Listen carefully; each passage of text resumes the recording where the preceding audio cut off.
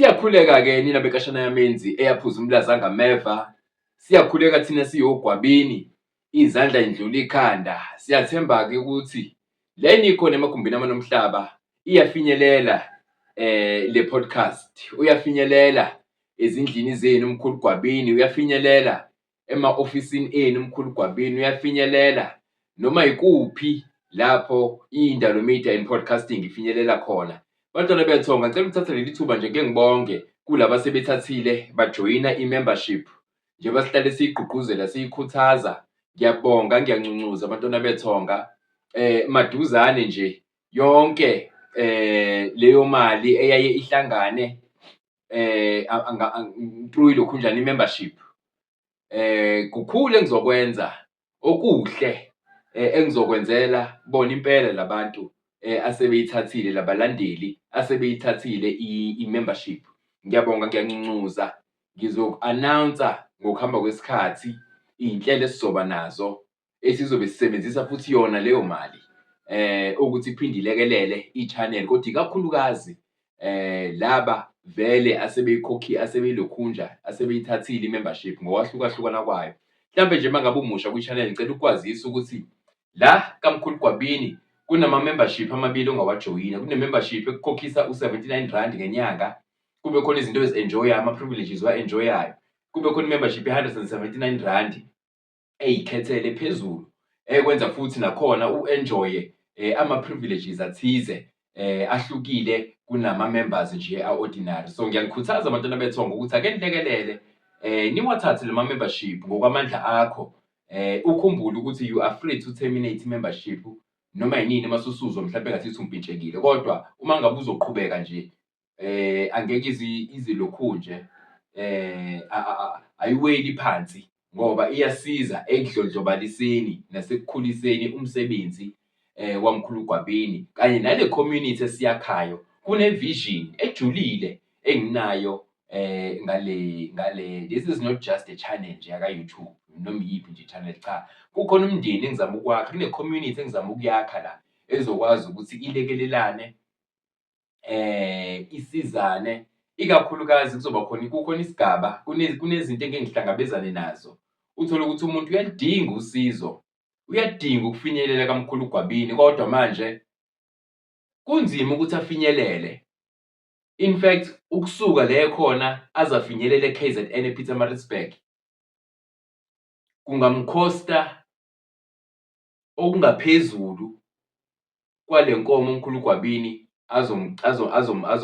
azomlokhunja yona, ngaphezu kwesamba senkomo yalo msebenzi asuke ezosowenza. So leyo nto abantwana bethonga iyayingihlukumeza emoyeni, iyayingiphathe kabi ngoba omunye umuntu ukuthi uma umenzela iy'nhloli ufinyelela kuyena ngokwakamoya, usibone nje isimo sakhe, usibone sonke isimo sakhe, ukubone ukuthi lo muntu akasaphothwe umuntu, lo muntu uzimele.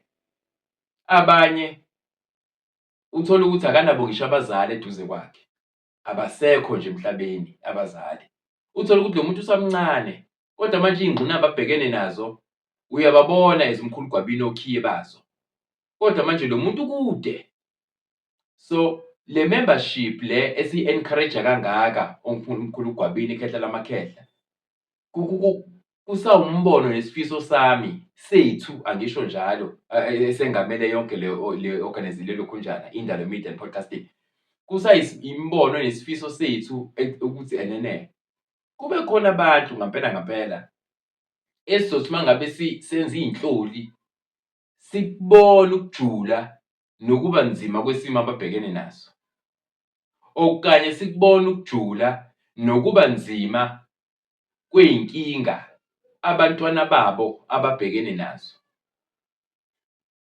Kuzofanele sikwazi loyo muntu ukuthi simsuse la ekhona, simkhokhele wonke lawo ma-expenses azafinyelele kamkhulu Gwabini. Yenziwe yonke insebenzo ngenhliziyo emhlophe, ngenhliziyo evulekile. Asebeke bafika kamkhulu Gwabini bayazi ukuthi uma ngabe kuthiwa kuyosetshenzwa kamkhulu Gwabini kusuke kusetshenzwa, hhayi nje indaba yokudlala. Kusuke kusetshenzwa abantwana bethonga. Nami engikwenzayo, nathi esikwenzayo kamkhulu Gwabini asisho ukuthi kusho ukuthi makungenziwa ngale ndlela esenza ngayo kwenye indawo kusho ukuthi akukona. Kepha nasendlela esisebenza ngayo, indlela engambulelwe ngawo, yila makhehla, yilezi iy'hlwele zakokwethu ezingiphathise lesi sipho esingaka. So, sekufike esigabeni la esiphatheka kabi khona kakhulu. Umuntu uma ngabe ezovinjwa nje imali yokuthi ahambe afinyelele kaMkhulugwabini ukuze athole usizo. Siphatheka kabi kakhulu uma sekukhona isigaba la uthola ukuthi ama-solutions umuntu useze waphupha waboniswa ukuthi kahle hle umuntu ophethe okhiye balento yakho ilaphaya kaMkhulugwabini. Kodwa manje inkinga amandla, financial muscles awekho ukuthi afinyelele kaMkhulugwabini. So, ngiyafisa abantwana bethonga ukuthi uma ngase sizinikele kule membership, siwathathe lama-membership ngokuhlukahlukana kwawo, leya 79 rand ngenyanga naleya 179 rand ngenyanga. Ihambe isilekelele ekuthenini abantu ngempela abanezimo abacindezelwe imimoya, ngoba abantwana bethonga lokhu esikwenzayo siyakwazi nokuhlukunyezwa imimoya. Siyakwazi kaMkhulugwabini ukuhlukunyezwa imimoya. Hey, siyayazi imimoya masifuna into yayo, masifuna ukudla kwayo. So, akufuneki siyekelelane ngaleyo ndlela. I'm not saying lento sizoyenza yonke, sizofinyelela kubona bonke abantu abadinga usizo, kodwa nge-contribution yakho ngesikhathi uthatha i-membership, uMkhulugwabini akazicabangeli yena. Into nje eseqhulwini njengamanje ile yokuthi kufanele kube khona abantu esikwaziyo ukubathatha la bekhona bafinyelele la, bakhokheleke yonke imali yokutravela, badle endleleni, bafinyelele kaMkhulugwabini, ifike yenziwe insebenzo, baphinde futhi baphindiswe kuphi emumva. Iy'ngane zilapheke, iy'ngane zilithole usizo, because la sidila nama-self-initiates, sidilwa nabantu nomkhakha ongaka-understandeki kahle kakhulu. So, njengoba ngisho ngithi i-vision ne-mission esikuyona ihlukile kakhulu. This is not just any other YouTube channel. This is a very unique establishment, ngoba la we are trying to encourage a community of some sorts esizokwazi ukuthi masikhala sisodwa usizo silithole kule community yethu esiyakhayo. Singakhaleli ebantwini bangaphandle abangasi-understand as ama-self-initiates. Sikhale la kuthina, isolution nesisombululo siphume la kuthina. So, ngiyafisa bantwana bethonga ukuthi lo mbono enginawo nalesi isifiso esinaso ngale channel, ngale establishment, nani nambuleleke ngokwakamoya nikubona ukujula nokubaluleka kokuthatha i-membership, because uzoyithatha i-membership namhlanje izinto zakho zikusakuhambela kahle. Kube khona abantu abalekelelelayo abasizakalayo ngale membership nje, wena ngalo 80 rand nje obanjwa kuwena ngenyanga.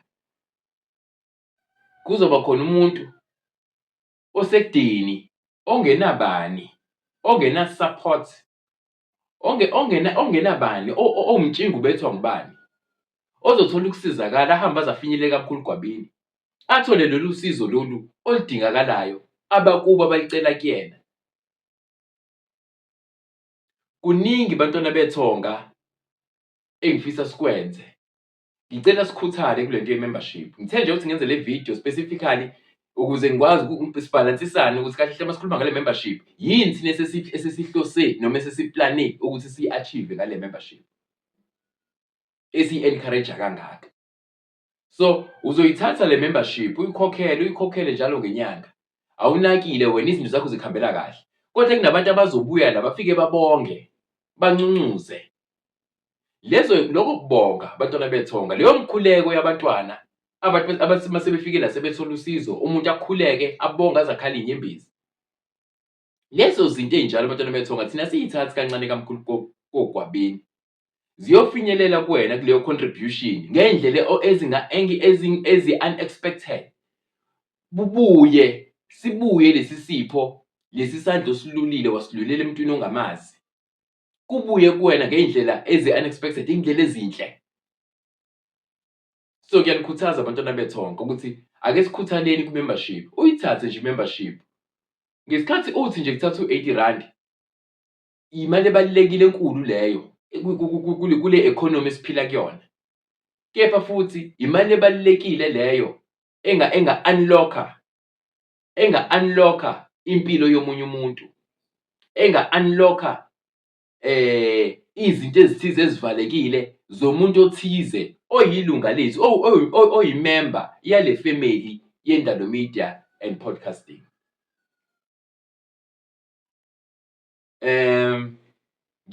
Ngizokwenza isikhathi because I wish to have this in writing.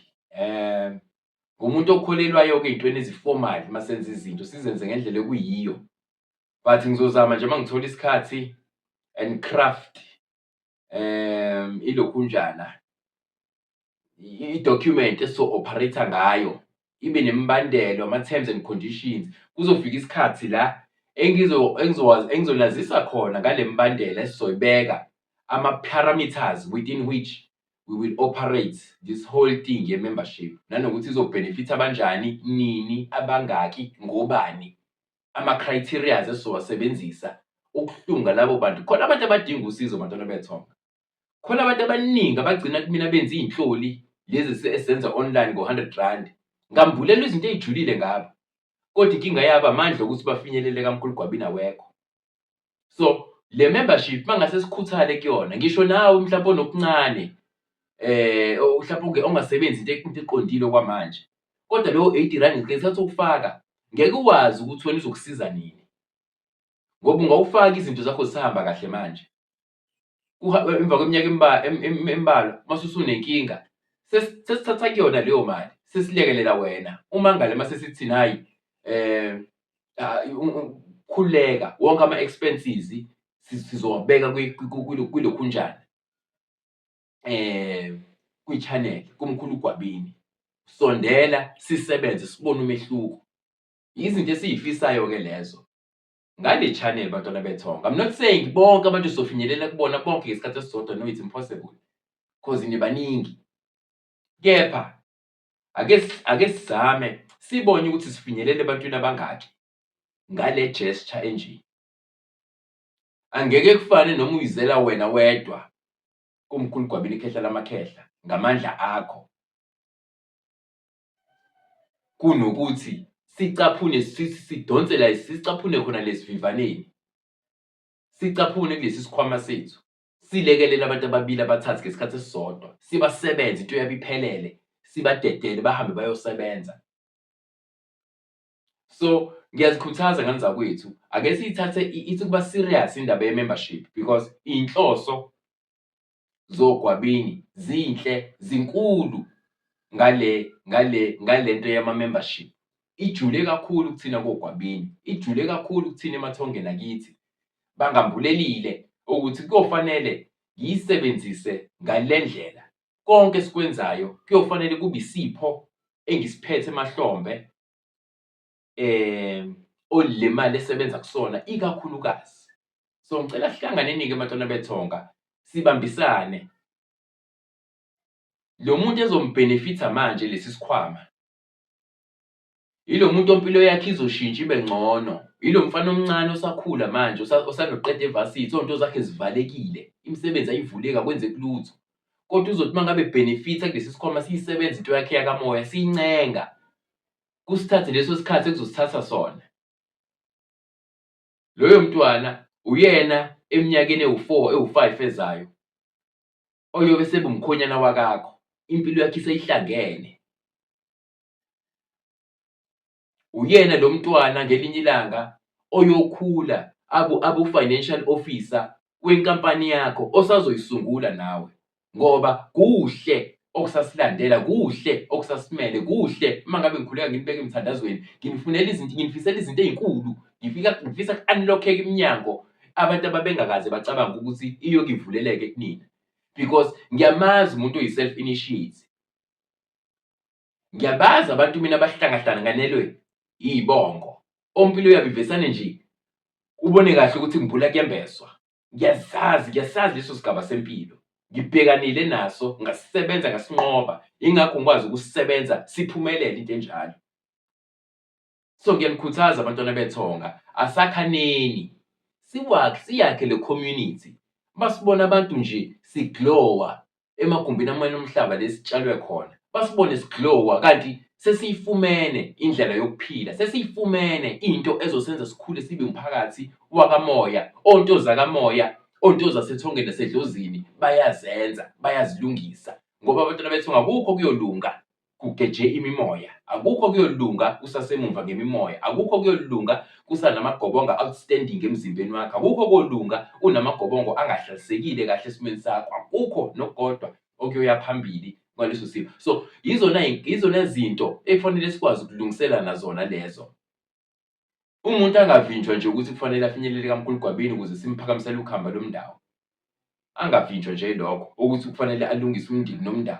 Angavinjwa izinto ezikanjalo. Ake sisebenziseni le membership, sikhule sidlondlobale ngayo. Sikwazi ukuthi kube khona abantu esibatomulayo every now and then, osimo sabo sidaya and urgent. Sibasebenze sibamlungisele izinto la, noma bengeke bezeke phela kwi-public platform bazolokhunja because kunalama policies akhona okuvikela abantu esisebenza nabo. Sisebenza nabantu abama-high profile, sisebenze nabantu abamalolu, but isithunzi somuntu kaMkhulugwabini siyasazisa. Siyabahlonipha abantu esisebenza nabo. So angeke babuye, kodwa on behalf of labo bantu esiyobe sesibasizile, mina ngiyobuya ngiyikhehla lamakhehla ngizosho ukuthi nayi kukhona udadewethu, kukhona umntwana wakamoya wasendaweni ethize obonga uyancuncuzwa, oke wafika lana enenkinga A, B, C, D and E. Samfaka kwiprogram ewu-A, B, C, D and E. Usezilungisile izinto akade zikhaleleka. Siphinde futhi ngesinye isikhathi sitomula omunye. Lokhu sokwenza isikhwama sethu mangabe si-right, sikwazi ukuthatha entweni, si-arrange izinto kahle ngendlela ehloniphekile nangendlela enesithunzi. Asikhathalenaneni bantwana bethu. Uma ngabe ungasenabo abazali bakho kufanele ubathole kule channel.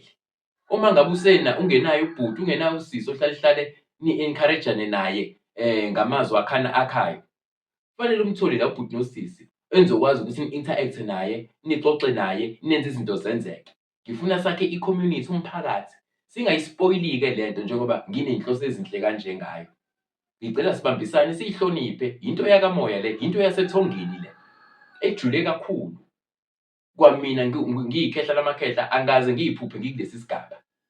So njengoba sekufikile-ke la kwapresentwa i-platform ekanje, ake siyisebenziseni bantwana bethonga. Laba bazosizakala.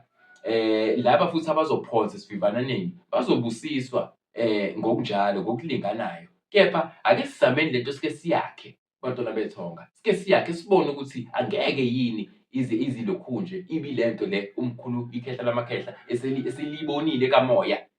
Thina mhlawumbe singakayiboni ngehlo lenyama ngoba phela umkhulu akasekho kakhulu kwabasenyameni.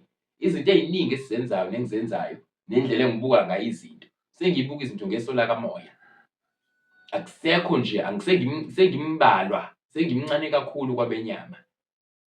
So ake sikhuthaleni bantwana bethonga, sibambisane. I-vision yamkhulu uma isaqala ingabonakali vele i-vision yomuntu, kodwa kufanele anihole until nibone the bigger picture yokuthi man, nayi lento umkhulu ayishoyo, nasi isigaba ufuna sifinyelele kusona. So ngicela sihlanganeni bantwana bethonga, sikhuthazaneni lesikhona, siwathathe lama-membership. Ikhona-ke i-link la ku-description section ongayiklikha kuyona, and then I think nje i-process is-simple. You will navigate yourself ubone ukuthi yiphi ilokhunjana i-package, i-membership oyithathayo, ile ya-179 noma ile ya-79 rand. So ngicela ukuyibamba lapho bantwana bethonga. Ngicela ukuthi ngiyibambe lapho. La enikhona emagumbini amanye omhlaba, ngifisela ukukhanya, ngifisela inqubekela phambili, ngifisela inqobe izimpi zasemini nibhekile, nezimpi zasebusuku nilele, izimpi zakamoya nizinqobe. Kukhona iy'nsuku engikhuphuke ngazo ngiyokhuleka entabeni. Ngiyayihamba-ke intaba mina, uMkhulugwabini uyayihamba intaba. Mina sekufike kulesi sigaba, akusekho kwami, njengoba ngisho ngithi angisemningi kwabenyama. Ngingamangala imikhuleko engiyikhulekayo, ngiyikhulekela nje nina esengike ngababona ngiyabasebenza, abanye engingakababoni esaxhumana nabo mhlampe ngezingcingo already kodwa esengike ngibakhulekele. Abanye futhi bake babuye neqinisekisa athi umuntu mkhulu, yazi ngithwalwe umkhuleko wakho futhi ngike ngakubona esibonakalisweni ungilwela impi ethize. So, imimoya nemithandazo nemikhuleko ikhona, iyaphila, inamandla kakhulu bantwana bethonga. Asithatheni i-advantage yalesi sikhathi sokuthi umkhulu nangu ukhona phambi kwethu, silekelelaneni, sikhathule kulolu hambo lethu olude. Asikhathuleni, sisheshise izinto, silungise izinto umkhulu esakhona esaseduzane, esa-within reach, sikwazi ukubona ukuthi umehluko uzoba njani. Bantwana bethonga ngicela ungabe mude kakhulu. Kulaba abasha kule channel welcome, kulaba asebebadala ngiyabonga kakhulu ngane zakwethu. Ngicela si-like, sishare, si-subscribe. Singakhohlwa uku-subscribe because the more siba nama-subscription, the more i-channel yethu idlondlobala ikhula futhi izokwazi ukuba nezinye iy'ndlela ey'hlukile zokuthi yenze njani, ifufuse iye phambili. So, ngicela-ke ni-like, ni-subscribe, ni-share i-content yethu, ni-comment, ni-interact, ni-engage umkhulu ngama-topic esuke ekhuluma ngawo. Ngicela ukuyibamba nabantu abethonga, nibe nosuku oluhle until next time. Camagu, Ndaramauwe, Ndawuwe, Lesedi.